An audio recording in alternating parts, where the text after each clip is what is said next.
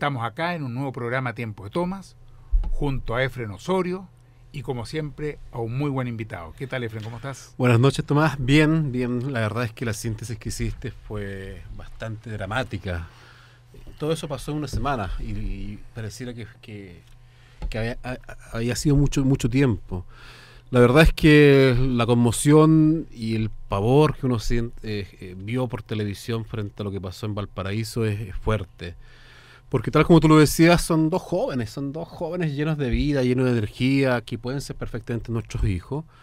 Que uno de ellos se vio, la imagen cuando es impactado por la bala percutada, no estaba haciendo absolutamente nada. Estaba mano en los bolsillos, en décima fila, por así decirlo, de la discusión que se estaba produciendo.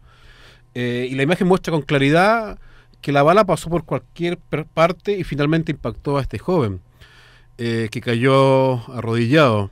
Entonces, la verdad es que uno se pregunta, ¿qué es lo que estamos construyendo? ¿En qué estamos, efectivamente?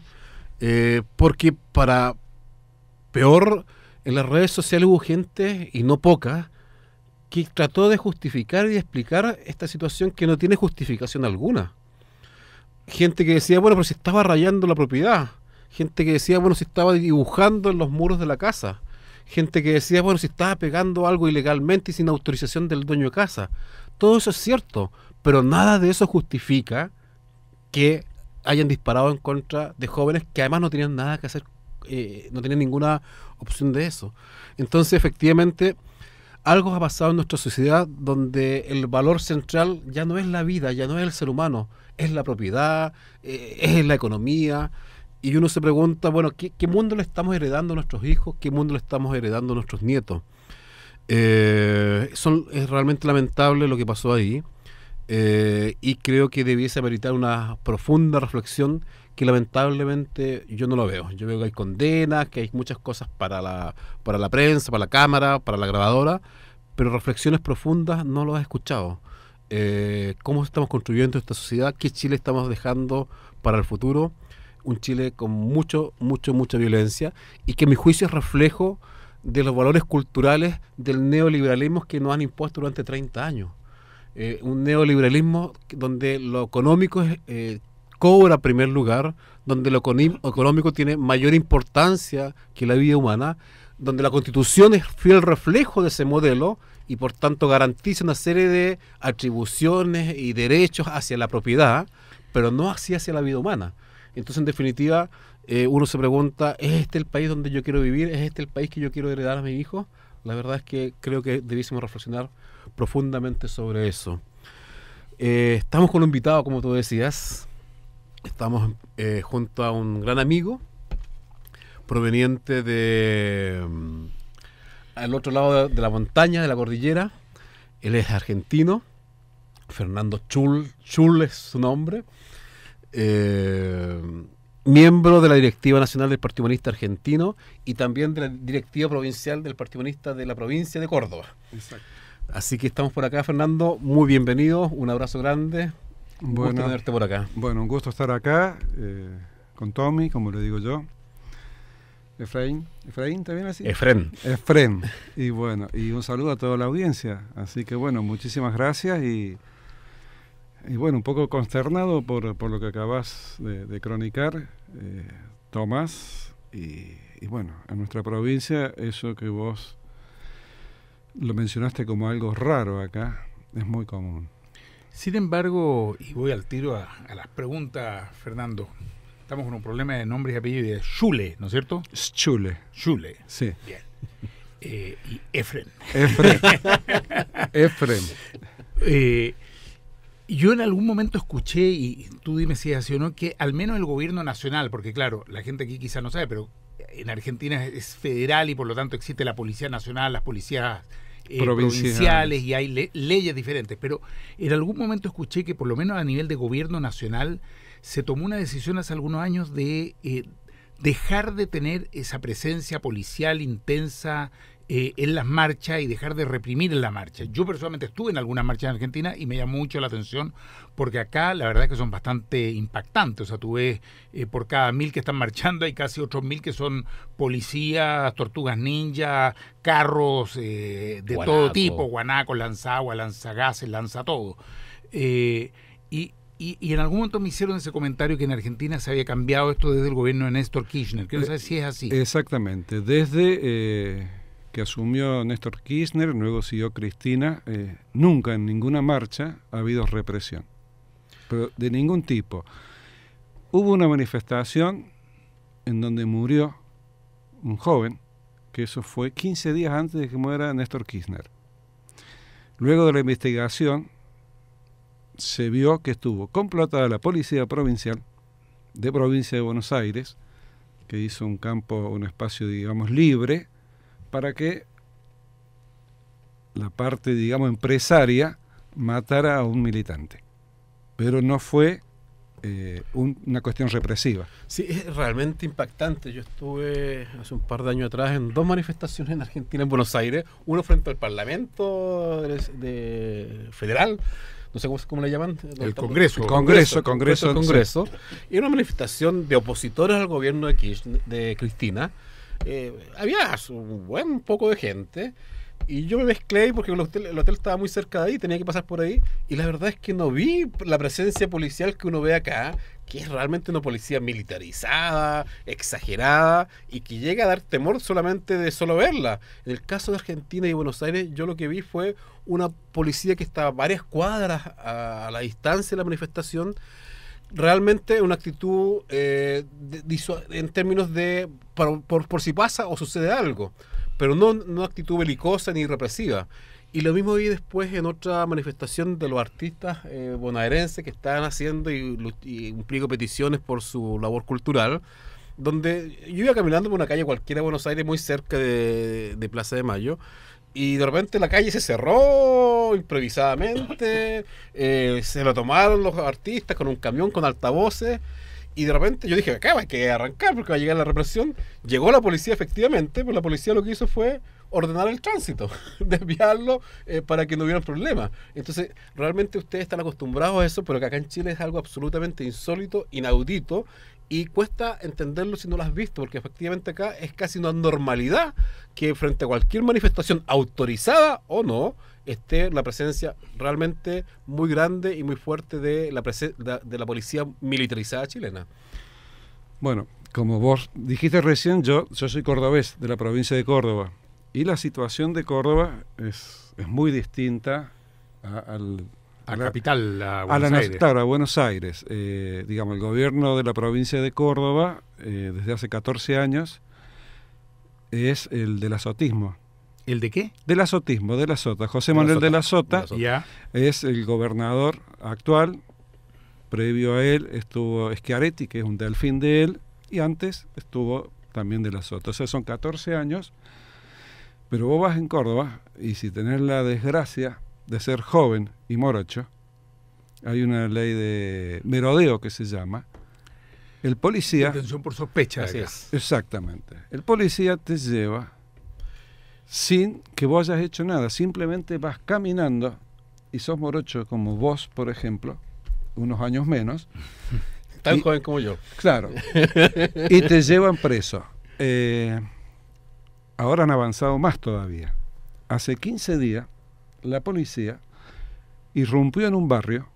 Nuevamente hablamos de Córdoba. Córdoba, estamos hablando de toda Córdoba. La policía irrumpió en un barrio y empezó a levantar gente. Un fin de semana, ¿no? Un operativo de seguridad que los llaman ellos. Empezó a levantar gente, jóvenes que habían ido a comprar los criollos para tomar los mates, y los cargaba. Ahora, llegaron a entrar en casas sin orden de allanamiento. Bueno, juntaron 500 personas. De esas 500 personas, una sola tenía antecedentes. Entonces, eso es para que vea... Eso en Córdoba. ¿Y el gobierno de Córdoba de qué signo político es? Es peronista. Es que tú dices de la Sota y aquí no sabemos. Sí, claro, perdón. ¿Es proclive a Cristina, por ejemplo? No. Es peronista, pero es neoliberal. Es que bueno hacer esa diferenciación, Fernando, porque acá en Chile lo que llega de Argentina a través de los canales de televisión oficialistas es un bombardeo impresionante en contra de todo lo que hace Cristina Fernández. Por tanto, la predisposición de los auditores chilenos en general es que en Argentina Cristina Fernández lo ha hecho muy mal. Por tanto, si tú hablas eso de Córdoba, va a decir, bueno, Cristina Fernández está haciendo exactamente lo mismo que ha demostrado. Chile, que ha demostrado. Entonces, ¿puedo hacer esa diferencia? Para... Bueno, lo que pasa es que si hablamos de peronismo en Argentina, lo tenés. Tenés a Evita, tenés Perón, tenés a Menem, tenés a Cavallo. Son todos personajes que hacen a la historia. Dejémoslos a eso por ahí en la historia. Y cuéntanos un poco cómo se ve desde el humanismo en Argentina el proceso que lleva adelante el gobierno. Porque, como dice Efren, acá hay mucha desinformación, acá hay un sesgo muy grande que viene desde la derecha interesada en denostar fuertemente a ese gobierno. Entonces, falta tener también la mirada de alguien que viene de allá, que está viviendo la vida política argentina. Bien. Yo te puedo dar una visión desde un punto de vista humanista. Ok. Que eso de alguna manera rescata lo positivo del gobierno nacional. Cuando asumen Néstor Kirchner, nosotros realmente no creíamos en él. Su primera acción que nos hizo abrir los ojos fue el no al ALCA, que vos estuviste ahí en la marcha, ¿sí? Entonces dijimos, se las trae. Si este personaje, Kirchner, le dice no al área libre del comercio americano, que es lo que nosotros decimos también, hay que apoyarlo. Y ahí empezó una serie de medidas que nosotros acordamos totalmente. Estatizó las AFJP. La AFP acá en Chile. Exactamente. Asignación universal por hijo. O sea, hubo un montón de cosas. Estatizó Aerolíneas Argentinas. O sea, el petróleo, o sea, y todas esas empresas habían sido rematadas, tiradas. Se las recuperó y hoy prestan un excelente servicio y ya están empezando a dar ganancias para el país. Hay cosas que faltan, sí, por supuesto, pero la dirección que lleva el gobierno de Cristina nos parece a nosotros sumamente interesante. Y si me dices que falta una reforma impositiva para gravar más a los que más ganan y menos a los que menos tienen. Por ejemplo, el IVA. ¿De cuánto es el IVA ya? 21. 21% para todos los productos. Para todos, sin distinción. Ya. ¿Sí? Y por otro lado, hay cosas que yo cuando voy a mencionar esto me voy a acordar de una entrevista que le he visto muchas veces que te hicieron a vos, que tiene que ver con el aborto. ¿Sí? Allá la presidenta se pronunció en contra del aborto y nosotros creemos que el aborto tiene que ser despenalizado. ¿Sí? Actualmente en Argentina están condenadas a muerte 400 chicas al año. ¿Por qué? Porque son chicas que se hacen un aborto, quieras o no, y se mueren. Entonces, esa es una materia pendiente para nosotros. Hay provincias en donde sí se pueden hacer. Se ha avanzado en algunos temas en caso de violación, pero nosotros queremos que sea despenalizado totalmente. Fernando, ¿y cómo, en 2 o 3 palabras, cómo se puede caracterizar el gobierno de Cristina Fernández? ¿Un gobierno progresista, de izquierda, estatista? ¿Cómo caracterizarlo dentro del actual contexto? Es un gobierno progresista. No es un gobierno de izquierda. ¿Por qué razón? Sí. Por ejemplo, ella habla mucho acerca del consumo. Es bueno que la gente pueda consumir. O sea, tiene un tinte consumista capitalista. Pero ella trabaja siempre en función de equilibrar la economía. O sea, la asignación universal por hijo es algo para mí fantástico. Toda persona que no tenga una mutual y tenga un hijo, cobra una asignación por ese hijo. ¿Qué tiene que poner a cambio? La libreta de estudio que el chico está cursando, está estudiando en una educación pública y gratuita, y aparte tiene el carnet de sanidad al día. Tiene eso completo y cobra una asignación mensual. Eso para mí es fantástico. Claro, la oposición dice, ¿cómo le vas a dar? Sin que hagan nada. Sin que hagan nada. Bien diferente en todo caso, estaba escuchando lo que había dicho antes, cuando dice se ha recuperado Aerolínea Argentina y aquí LAN Chile terminó en las manos de uno de los más poderosos empresarios del país, que además luego se tomó la presidencia de la República, el señor Sebastián Piñera.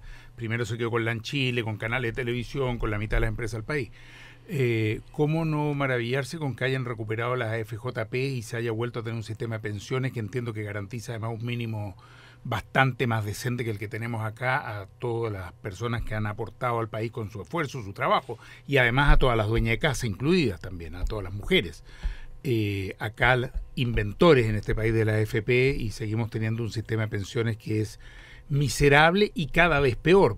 Y ahora además pretenden subir la edad de jubilación y pretenden que la gente además deposite más plata para la jubilación porque simplemente el sistema no da, no responde, no sirve, no rinde. Así es que refresca escuchar lo que estás comentando, que para ustedes pueden ser cosas ya un poco normales, pero que vistas desde acá se alejan enormemente de la situación de extremo neoliberalismo que se vive en nuestro país. Yo quiero recordarle a nuestra auditoria y auditores que estamos con Fernando Schule del Partido Humanista de Argentina, estamos acá en Radio Universidad de Chile y hay muchos temas que puede ser muy interesante escuchar las opiniones. Hemos hablado de lo que fue el asesinato de los jóvenes, tenemos la pregunta sobre qué irá a pasar el 21 de mayo.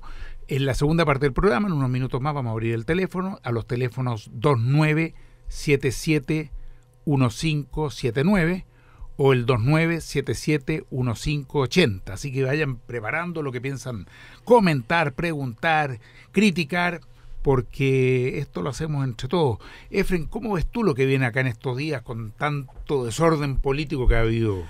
Sí, antes de eso, a mí se me quedó el tintero, tú lo mencionaste y creo que hay que enfatizarlo nuevamente, que fue la tragedia de Antuco. O sea, realmente ahí hay una tragedia nuevamente con 40 jóvenes, con una idiotez y una imbecilidad de los mandos del ejército en ese minuto, que lo mandaron a la muerte.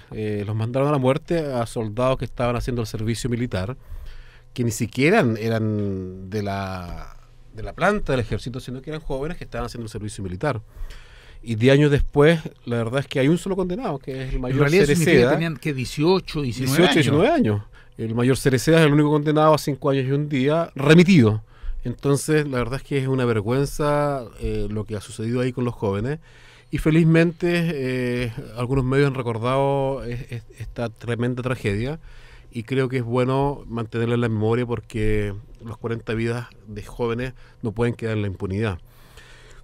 Con respecto a lo que viene más adelante, el 21 de mayo, yo creo que estás haciendo la pregunta. En relación, ese 21 de mayo, en relación a esto que ha habido, cambio de gabinete, escándalo. Sí, yo creo que uno debiese esperar, sin ser parte de gobierno, siendo oposición a este gobierno neoliberal, pero siguiendo el hilo argumental que expresó la presidenta Bachelet en su última intervención a propósito del cambio de las propuestas de la Comisión Engel, ella estableció y esbozó una frase que dijo: iniciaremos un proceso constituyente, que a mí me pareció aguachento, insípido, porque en realidad nunca caracterizó qué es lo que era ese proceso constituyente. Nosotros estamos planteando que la única forma de terminar este ciclo de transición inacabable, de una transición pactada, negociada, entre las altas dirigencias de la Concertación, la derecha económica y el pinochetismo, la única forma de terminar este ciclo es a través de una asamblea constituyente que redacte una nueva constitución que sea aprobada por todos los chilenos. Entonces, cuando la presidenta Bachelet sale diciendo que iniciaremos un proceso constituyente con reuniones y cabildos con juntas de vecinos, centros de madre, damas de rojo, de verde y rosado, la verdad es que uno dice, eso no es lo que requiere el país.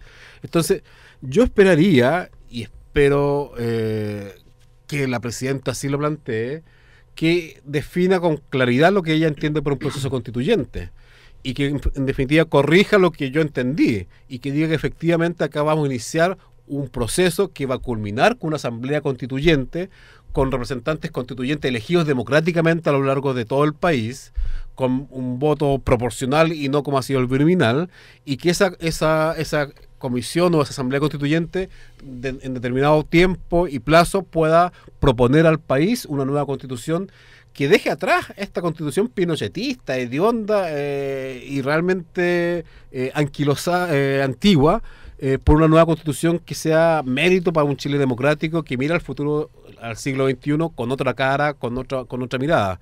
Eso yo esperaría. No sé si soy muy cándido o muy ingenuo. Eres un hombre optimista. El próximo lunes vamos a estar acá con el abogado Manuel Jack para comentar efectivamente lo que fue el discurso presidencial. Personalmente tengo bastante menos expectativas que esas.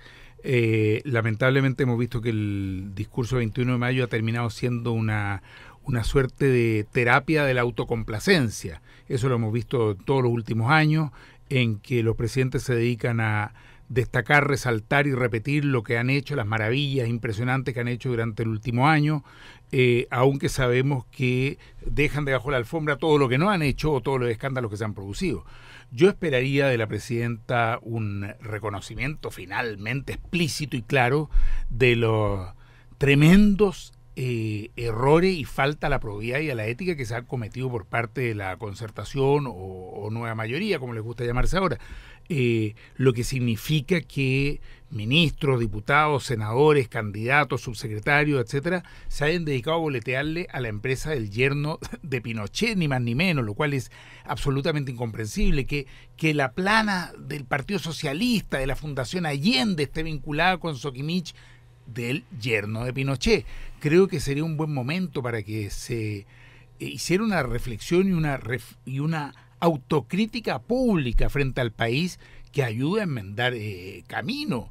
Creo que sería un buen momento para que la presidenta dijera con toda claridad que no está de acuerdo con la especulación inmobiliaria que ha hecho su propio hijo y que ha asumido al gobierno en un escándalo de proporciones. Ojalá fuera así y no nos encontráramos solamente con la autocomplacencia. Sí, me tratás a mí de ingenuo y de cándido, ¿ah? Bueno, estamos en tiempo de tomas en la Radio Universidad de Chile, nos vamos a una pausa, pero sin antes informar que tenemos los teléfonos abiertos y pueden llamar al 2977-1579, 2977-1579, y así poder conversar con los auditores acerca de lo que esperan en este discurso del 21 de mayo. Volvemos pronto.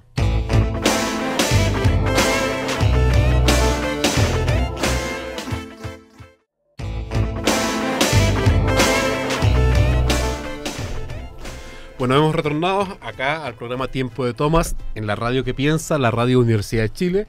Tenemos los teléfonos abiertos, pueden llamar al 2977-1579 y ya tenemos en línea a el amigo Carlos de la comuna Maipú. ¿Qué tal, Carlos? Buenas noches. Hola, buenas noches. Mira, me agrada escuchar de que en Argentina todavía se conserve, ¿no es cierto?, la educación pública y que la educación yo creo que debe ser gratuita en su mayoría, ¿no es cierto? Acá en Chile no es así. Era así, pero ya no es así.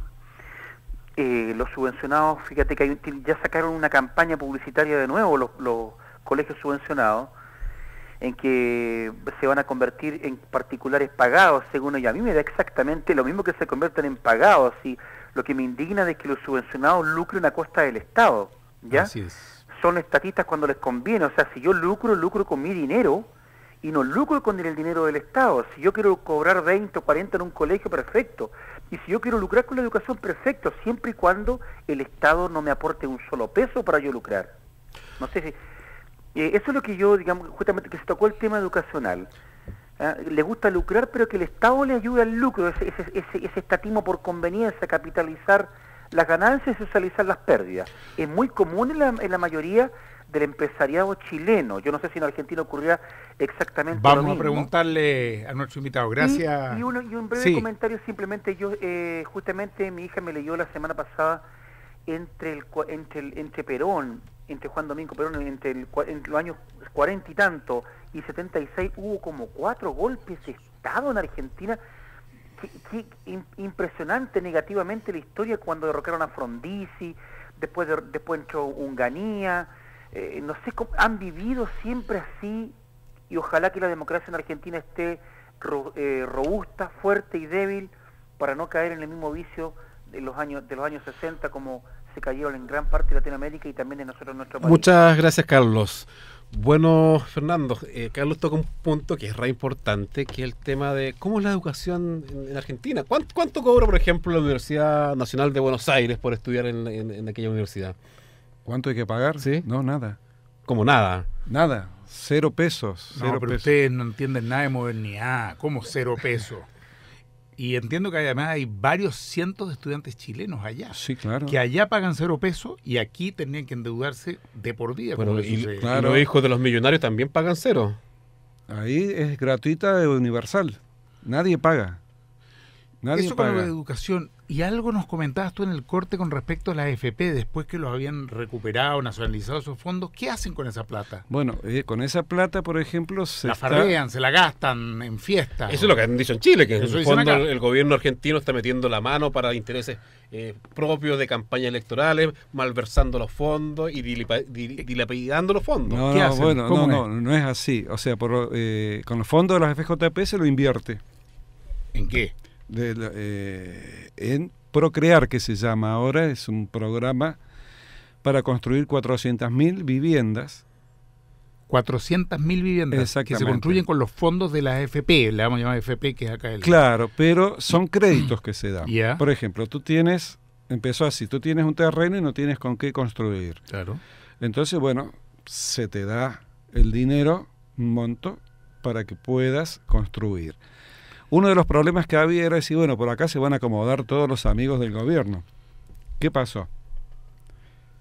La gente que se anotaba, dentro de la gente que se anotaba, se sorteaban. O sea que no había acomodos entre las personas que recibían el beneficio de tener un crédito blando.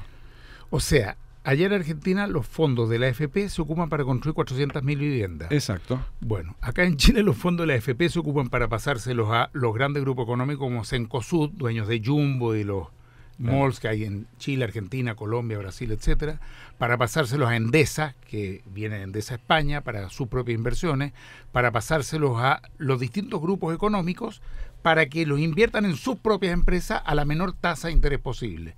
Y así nos encontramos con que esos fondos de los trabajadores han significado riqueza para estos grupos y pensiones miserables para varios cientos de miles de trabajadores. Y parece que tenemos una nueva llamada, Sí, Efren. tenemos a Álvaro de Santiago. ¿Qué tal, Álvaro? Buenas noches.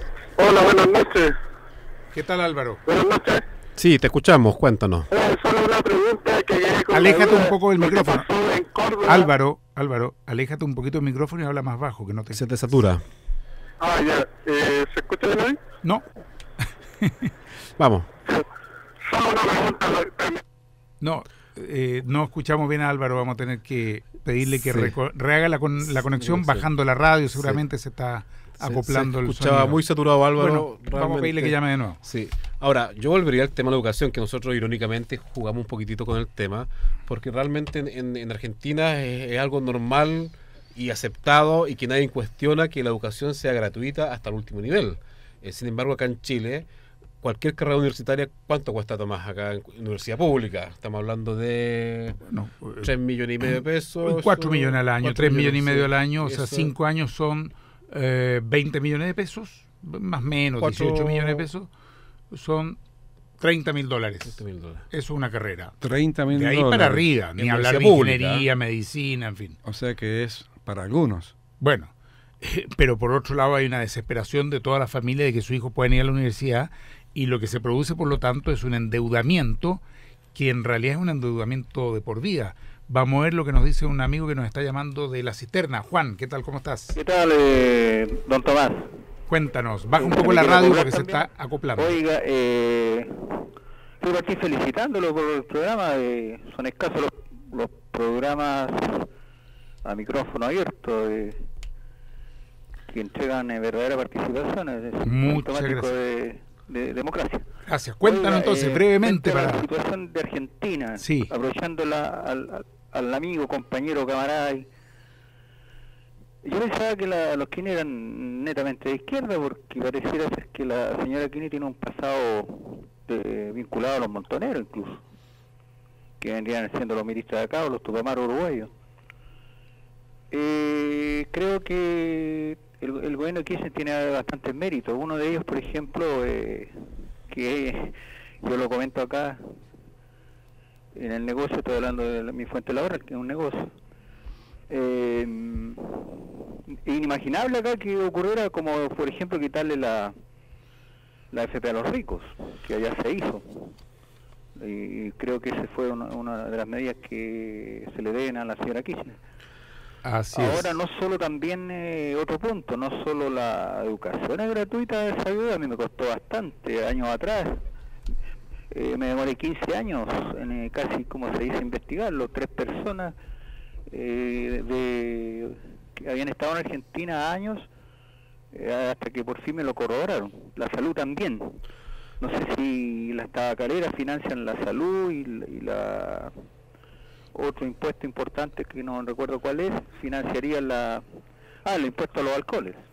Ya pues, Juan, te agradecemos la intervención. Tenemos otro llamado también y después Fernando contestará tus intervenciones. Tenemos a María Angélica desde la comuna de San Miguel.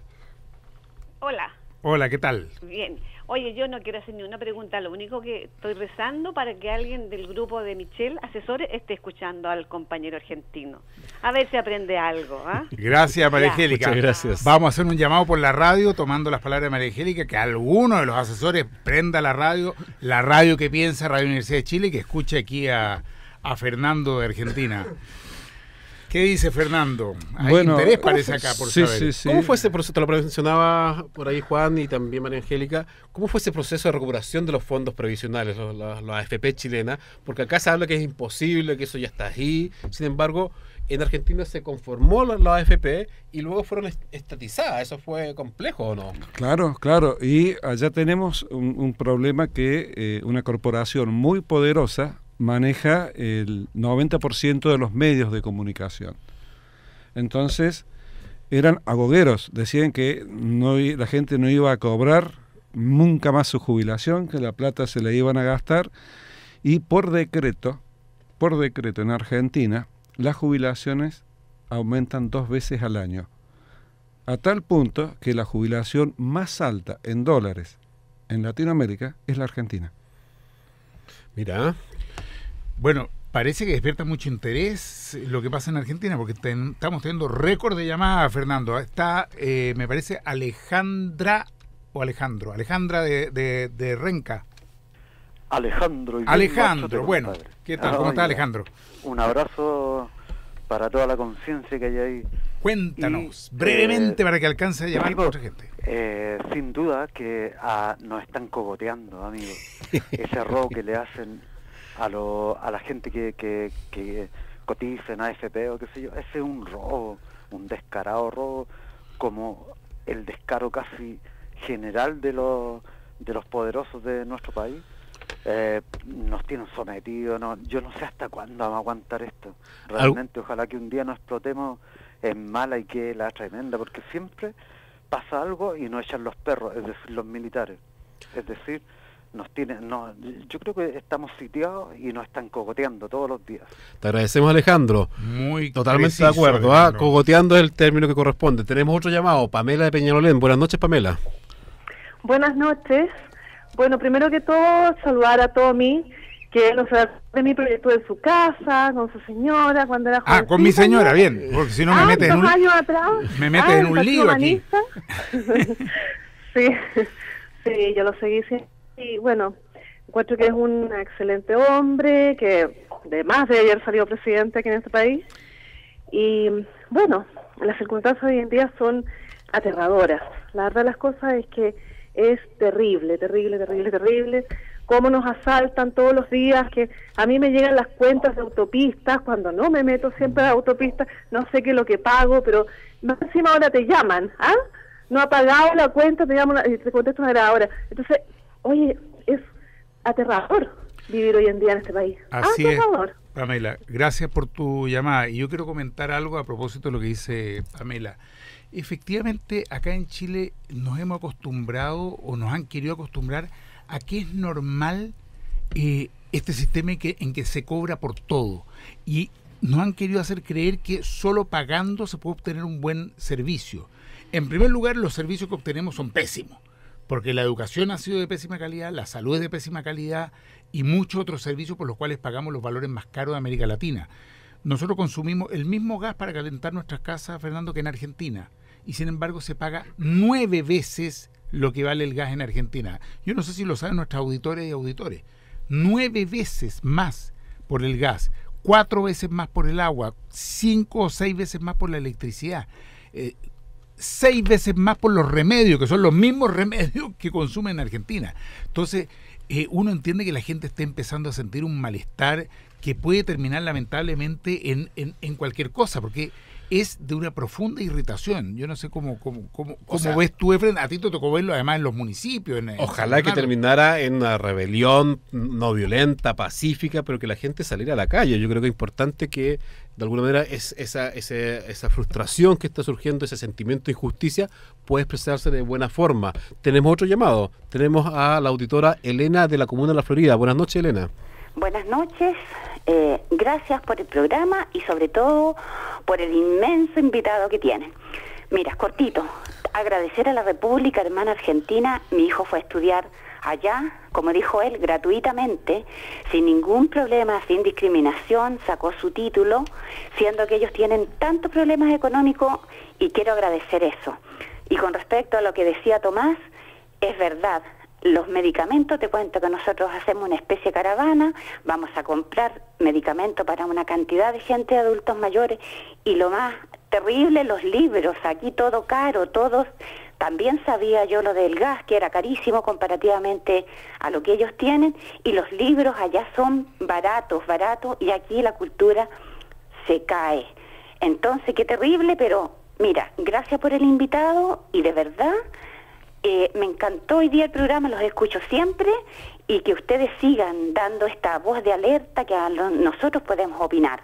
Muchas gracias, Elena. Bueno, nos hablaba Alejandro del cogoteo, Pamela nos decía que estaba aterrorizada, y ahora Elena nos cuenta un poco de lo barato y lo que hace para obtener libros, y en realidad es un placer ir a Buenos Aires para adquirir libros. Fernando, pero yo quería hacerte una consulta inversa. ¿Cómo se ve desde Argentina a Chile? ¿Qué imagen llega desde...? Y depende de quién mire. Lo que ves tú. Claro, pero si la gente de clase alta, por ejemplo, que está en contra del gobierno nacional, dice, tenemos que ser como los chilenos. Ah, sí, allá todo funciona, todo anda bárbaro. Pero, por ejemplo, el gas, que recién lo comentó Tommy. A la gente que no tiene gas natural en Argentina, la garrafa sale 97 pesos argentinos y el gobierno nacional se la subvenciona y le cuesta 25 pesos. O sea, el cilindro de 10 kilos. De 10 kilos. Entonces... 25 pesos, yo quiero decirle a la gente, son más o menos $2. O sea, estamos hablando de 1.200 pesos chilenos. 1.200 pesos chilenos por el balón de gas. De 10. Acá usan el de 15. Sí, pero entonces vos ves ahí que... Sí, lo que pasa es que yo creo que nos están escuchando, están llorando ahora. Porque esa es una 1.200 pesos por el balón de gas.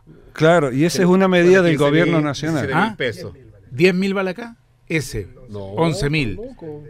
El de 10. El de 10, 11.000. O sea, 10 veces más. Lo que decíamos, 10 veces más. Claro, entonces, bueno, la visión que hay depende de quién la mire. O sea, la gente, digamos, la que más necesita, ni siquiera lo ve a Chile, sino que ve cómo hace para estudiar, es gratuito, la salud está siendo atendida, están haciendo hospitales nuevos en todo el país, y la educación, que es, digamos, es la base del futuro de nuestro país, es gratuito. Y además decía que la gente que, no solamente de Chile, vienen de todos lados, y la gente está contenta de tener compañeros, amigos latinoamericanos que vienen a estudiar. Es más, vienen de Estados Unidos y de Europa también. Esto me lleva a una reflexión, y tú, yo sé que tienes que ver con el tema, sobre los medios de comunicación, porque la verdad es que la desinformación que hay acá respecto a lo que pasa en Argentina y la desinformación que hay en Argentina respecto de la realidad chilena son brutales. Es decir, allá los medios, que son todos manejados, como decías tú, por un monopolio de la derecha, buscan dar la imagen de que Chile es moderno, desarrollado, que las instituciones funcionan y por supuesto no cuentan que tenemos una de las peores distribuciones del ingreso en el planeta, y que efectivamente todo funciona aquí espectacularmente bien, con clínicas Las Condes y todo aquello, pero para una proporción ínfima de la sociedad. Y acá, a su vez, esos mismos medios, controlados por sectores totalmente comprometidos con el modelo neoliberal, nos cuentan una imagen poco menos que de barbarie en Argentina y no nos explican que con las plata de la AFP se están construyendo 400.000 casas, que hay una ley de matrimonio igualitario, que hay, no sé, una cantidad de proyectos que se han ido desarrollando que no existían en el pasado. Yo sé que tú estás involucrado también con medio de comunicación, tú tienes un programa de televisión, si no me equivoco ya. Yo tengo un programa de televisión en un canal universitario abierto, es en Córdoba, para la provincia de Córdoba, y que tiene que ver con la arquitectura, ¿no? Entonces, bueno, y yo ahí puedo dar fe que el plan de los 400.000 viviendas que se han hecho en todo el país, que se están haciendo, que la gente toma el crédito, y yo voy y le hago nota a la gente. Y la mayoría dice, si no fuera por este crédito, yo nunca me podría haber hecho una casa. Bueno, vamos pimponeando aquí entre Argentina y Chile. Yo quiero hacer de entrevistador y preguntarle a Efren, ¿cómo has visto este proceso chileno, sobre todo esta semana, este cambio de gabinete? El lunes pasado en nuestro programa recién se había producido esa mañana, ¿no? Exactamente, sí. Había aparecido Burgos, bueno, varios lo pronosticaban, cambio completo en la moneda, equipo político, salía el ministro de Hacienda, primera vez desde el retorno a la democracia, desde el año 90. Es poco tiempo, lo sé, han habido ya algunas discusiones, Insunza, en fin, con el ministro de Hacienda. ¿Qué te pareció esta primera semana? Sí, antes de contestarte la pregunta, que no la vas a esquivar, bien, yo creo que hay, a propósito de Argentina y las realidades chilenas y argentinas, se estima que son cerca de 400.000 los chilenos que residen en Argentina, la colonia chilena en Argentina. Y la verdad es que muchos de ellos están en Argentina por 20, 30 años. Han pasado por las crisis del Corralito y todas las crisis que acá han mostrado de manera muy agrandadas por los medios chilenos. Y sin embargo siguen estando en Argentina, no se han venido para acá. Yo tengo un amigo que justamente se fue hace 25 años atrás, que está viviendo en Río Gallego. Y cuando se produce la crisis del Corralito nos dice, bueno, yo lo llamo y le digo, bueno, vendrás para acá. Me dice, jamás volveré a Chile. O sea, acá en crisis igual tengo educación, igual tengo salud para mí y para mis hijos. Por tanto, volver a Chile para mí es un suicidio. Siguió en Argentina y la verdad es que ha estado bastante bien, al igual que los 400.000 chilenos residentes en Argentina. Y eso demuestra en definitiva cuál es la calidad de vida que tiene Argentina, a diferencia de, lamentablemente, la que tenemos los chilenos. Me quedaron dos cositas, porque veo que nos queda poco tiempo y quería... Recuerdo que alguien comentó que Cristina era de izquierda y que estaba haciendo... Sí, sin duda, ella y Néstor, su origen está en Montoneros. Pero yo hablé del gobierno que está haciendo ahora. Exacto. Y es progresista. Ajá. O sea, el origen de ella es de izquierda, sí. Pero un gobierno que no alcanza a tener los ribetes de izquierda, sin embargo un gobierno progresista que está apuntando fuertemente a... Claro, un gobierno de izquierda no podría haber avanzado como avanzó en función de los grandes grupos económicos que son los que manejan el país. Por otro lado, alguien me dijo el tema de la cantidad de golpes de Estado que hemos tenido en Argentina. Sí, hemos tenido muchos, pero gracias al nunca más, a los juicios y castigos, que eso lo llevó adelante Néstor Kirchner, que tuvo la valentía de ir a la ESMA y bajar dentro de la galería de cuadros de un presidente de facto genocida. No lo habían bajado, él le había dado la orden que bajen el cuadro, trajo una escalera y dice, bájalo ya. Mira qué curioso, porque acá en Chile en esta semana se descubrió que el comandante en jefe de la Armada todavía usa en sus reuniones con la presidenta la condecoración que le puso el general Pinochet por su participación en el 11 de septiembre. Y esta semana se descubre también que en la Intendencia de Temuco, de la 9ª región, todavía están los cuadros de los intendentes militares que estuvieron involucrados en las violaciones a los derechos humanos, tortura y desapariciones. Y ahí están todavía. Mira las diferencias nuevamente. Bueno, y para terminar el tema ¿cómo estamos integrando los argentinos el tema de los golpes militares? Y más que nada del último golpe militar.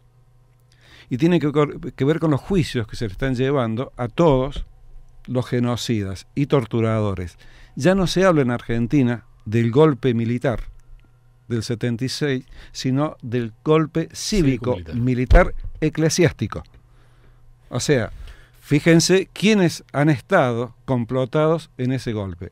No solamente los militares, sino civiles, que son los que están ahora con el grupo Clarín, que apoyaron el golpe, y por supuesto la Iglesia. Bueno, respondiéndote la pregunta, Tomás, en todo caso, golpe cívico-militar eclesiástico es un concepto que acá jamás se ha planteado. Ni de cerca. Cívico-militar. Aunque viene muy bien. No, que garantiza muy bien todo eso. Ahora, con respecto al nuevo gabinete, la verdad es que yo creo que el nuevo gabinete, la imagen clara es la de Jorge Burgos, un ministro del Interior que es 100% de la vieja guardia de la concertación, que es, yo diría, del ADN de incluso lo peor de la concertación. ¿Por qué razón? Si bien es cierto, Jorge Burgos aparece con un rostro amable, con un discurso que de alguna manera aparece con cierta amabilidad, no hay que olvidar que fue jefe de gabinete del ministro Kraus y que posteriormente fue subsecretario en el gobierno de Frei, gobierno que hizo una represión salvaje al movimiento mapuche, que aplicó la ley antiterrorista y donde él le cupo un rol bastante importante. Entonces, en definitiva, el gabinete en que estamos, que presentó y que exhibió y que nombró la presidenta Bachelet, es un gabinete que retrocede a los peores momentos de la concertación, del cual yo no espero mucho. Evidentemente el gabinete que salió era un gabinete que estaba desgastado, que tenía que ser cambiado, pero acá hay un retroceso frente a lo que se venía avanzando. Yo creo que finalmente las reformas se van a frenar, que las reformas, si salen, van a salir con un gatopardismo enorme, y que por tanto lo que se prometió al inicio del gobierno de Bachelet finalmente va a quedar en el discurso, va a quedar en el recuerdo, pero en la práctica legislativa, en la práctica del Ejecutivo, finalmente no va a haber ningún cambio mayúsculo o estructural. Además, yo creo que hay algo que me llama la atención del gobierno, yo no sé si porque está improvisando mucho, pero lo poco prolijo que son. Es decir, ponen como ministro a Barraza, ¿no es cierto?, dándole un segundo cupo al Partido Comunista, pero que justamente quien fue presidente del directorio, ¿no es cierto?, de la empresa vinculada con la Universidad Arci, que como mínimo una situación que amerita una investigación y que se está investigando, está en la justicia, está en una comisión de parlamento, y uno no tiene por qué atribuirle culpabilidad a priori, pero como mínimo uno puede decir, bueno, dejemos esta situación, primero aclarémosla antes de nombrarlo ministro.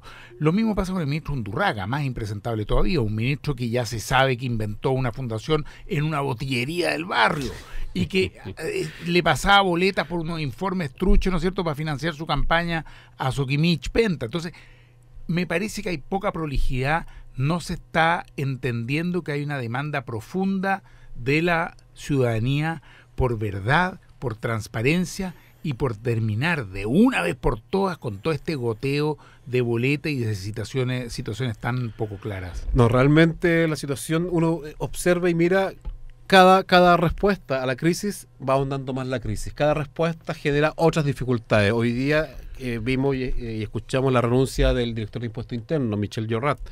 Veremos qué pasa en la semana, pero lo que ya se estaba saliendo es que quien lo va a subrogar estaba muy vinculado a la UDI y estaba muy vinculado a la condonación al perdonazo a Johnson, que fueron de 120 millones de dólares a 8 millones de dólares. 120 millones de dólares. Le condonaron 112 millones de dólares al Grupo Johnson para que lo pudiera comprar Cencosud. Es decir, una situación absolutamente oscura, una situación de arreglín, ¿no es cierto?, con la puerta cerrada, y ese hombre hoy día es quien está de subrogante. Entonces, a eso me refiero cuando digo que hay poca pulcritud, poca prolijidad. Uno esperaría de un gobierno que tenga la capacidad de tener la información arriba de la mesa de quienes están nombrando en los distintos cargos. Pero bueno, así están las cosas. Hemos tenido un programa para escuchar lo que está pasando en Argentina. Fernando, ¿te quedan unos días todavía por acá o ya estás de regreso? Voy a tratar de quedarme un par de días y ya me estoy volviendo para Córdoba. Hay cuestiones familiares y partidarias que tengo que atender y también laborales. Bueno, te agradecemos mucho haber estado acá en el programa con nosotros. Fernando Schule, del Partido Humanista, de la dirección del Partido Humanista de Argentina y de la provincia de Córdoba. Así es. Le enviarán nuestro saludo a los amigos y amigas humanistas de allá y nosotros, Efren, nos vemos el próximo lunes. Próximo lunes podemos ya anunciar a nuestro invitado Manuel Jaques, abogado, con quien vamos a conversar sobre el discurso del 21 de mayo de la presidenta. Un gran saludo a Fernando García, que supongo nos estará escuchando al menos. Y esperamos verlo de nuevo por acá, en Radio Universidad de Chile, la radio que piensa. Buenas noches. Buenas noches. Este es el tiempo de grandes confusiones, pero también de grandes posibilidades.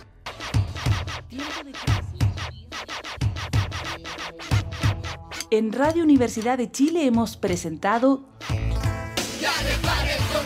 Tiempo de Tomas, una mirada humanista del acontecer político, social y cultural de Chile y el mundo, con la participación de Fernando García Nadaf, Efrén Osorio y Tomás Hirsch junto a sus invitados. Nos encontramos el próximo lunes a las 8. Despeínate, indígnate y súmate a Tiempo de Tomas. ¡Hey!